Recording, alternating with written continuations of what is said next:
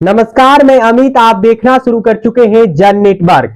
आज मुजफ्फरपुर पुलिस को एक बड़ी सफलता हाथ लगी, जहां मुजफ्फरपुर पुलिस ने एक अंतरराष्ट्रीय गिरोह का पर्दाफाश किया है। मुजफ्फरपुर पुलिस ने और जो ऑपरेशन मुजफ्फरपुर पुलिस ने चलाया था उसमें उसे बड़ी कामयाबी मिली है। आगे इस वीडियो में सुनिए मुजफ्फरपुर के एसएसपी राकेश कुमार क्या कुछ कह रहे हैं इस गिरोह के बारे में। हमारे चैनल को सब्सक्राइब भी कर लीजिएगा। आप साइबर थाना को इनपुट प्राप्त हुआ था। उस इनपुट के आधार पे साइबर डीएसपी श्रीमती सीमा, वहाँ के इंस्पेक्टर जन्मेजय राम और कांस्टेबल देवेश तथा साइबर थाने की पूरी टीम के द्वारा यहाँ मुजफ्फरपुर में सिवाई पट्टी थाना अंतर्गत एक जगह छापेमारी की गई थी। वहाँ से 4 अपराध कर्मियों की गिरफ्तारी की गई है, जिसमें से एक का नाम आयुष है, दूसरे का नाम रवि है, तीसरे का नाम निशांत है और चौथे का नाम हिमांशु है। इन चारों ही अभियुक्त कर्मियों के पास से एक लैपटॉप और कुछ मोबाइल जब्त किए गए। जब इनके लैपटॉप और मोबाइल की जांच की गई तो ये चारों ही अपराध कर्मी एक साइबर फ्रॉड की प्रक्रिया में संलिप्त पाए गए। इन चारों अपराध कर्मियों की निशानदेही के आधार पर सीमावर्ती जिला मोतिहारी है, वहाँ पर छापेमारी की गई। वहाँ पर छापेमारी करके 3 लोगों की गिरफ्तारी की गई, जिसमें से एक अपराध कर्मी का नाम रोशन है, दूसरे का नाम निहाल है और तीसरे का सम्मी कुमार है।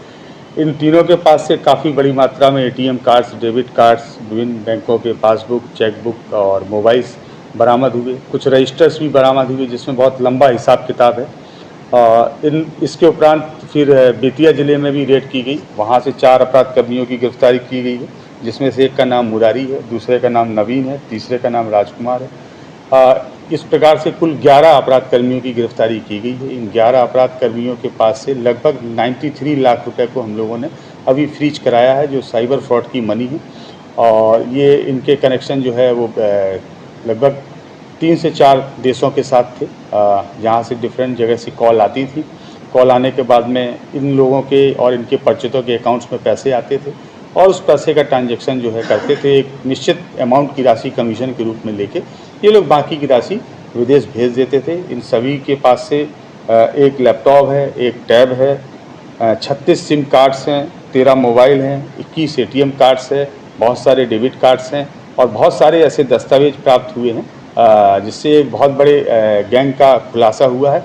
और हम लोगों को इस केस में और आगे फर्दर इन्वेस्टिगेशन करने के लिए बहुत सारे लीड्स प्राप्त हैं। किस तरह से सिंडिकेट चलाता था? इनके कई प्रकार के आयाम थे, कई तरीके थे साइबर फ्रॉड करने के। कई बार मल्टीनेशनल कंपनियां हैं, ये उनकी फर्जी वेबसाइट्स तैयार कर लेते हैं उनसे मिलते जुलते नामों के आधार पे, और उनकी फ्रेंचाइजी या उन कंपनियों को लीज पर लेने के लिए लोगों को लोग लुभावने अवसर देते हैं। लोग उसमें पैसा अपना डाल देते हैं, बाद में उनको पता लगता है कि हम साइबर फ्रॉड के शिकार हो गए।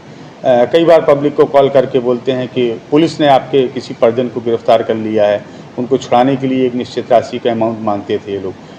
कई बार किसी बड़ी जो कुरियर कंपनी है, कुरियर कंपनी के सर्विस प्रोवाइडर बन के उनके रूप में फ्रॉड का शिकार लोगों को कर देते हैं। किन किन देशों में सर? चूँकि अनुसंधान प्रभावित नहीं हो, इसलिए अभी उन देशों का जिक्र करना ठीक नहीं। इनमें से कोई इसका मास्टर? हाँ, इसमें से 2 अभियुक्त हैं जो जिनका आपराधिक इतिहास भी है, वो पूर्व में भी जेल गए हैं, जिसमें से एक अभियुक्त का नाम नवीन है और दूसरे का नाम मुरारी है। ये बिहार के बेतिया से भी जेल गए हैं। इसके अतिरिक्त वर्ष 2023 में मध्य प्रदेश के भोपाल से भी साइबर फ्रॉड में जेल गए।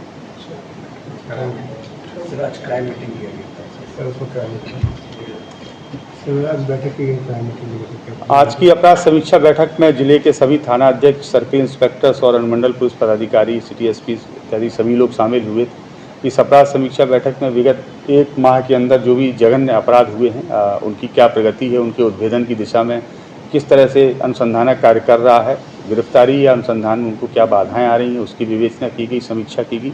इसके अतिरिक्त 2 दिनों के अंदर ही ईद का एक पर्व है। ईद के पर्व के अवसर पर विधि व्यवस्था को कायम रखने के लिए क्या क्या प्रयास किए जा रहे हैं थाना की स्तर से, और हम लोगों के स्तर से और क्या क्या प्रयास होने चाहिए, इसकी भी एक समीक्षा की गई। इस माह रामनवमी का भी पर्व है। रामनवमी के पर्व के अवसर पर जुलूस जो निकाले जाने हैं उसको लेके क्या क्या सतर्कता बरतने की आवश्यकता है, कौन से महत्वपूर्ण संवेदनशील जगह हो सकते हैं, उनके बारे में डिस्कशंस किया गया है।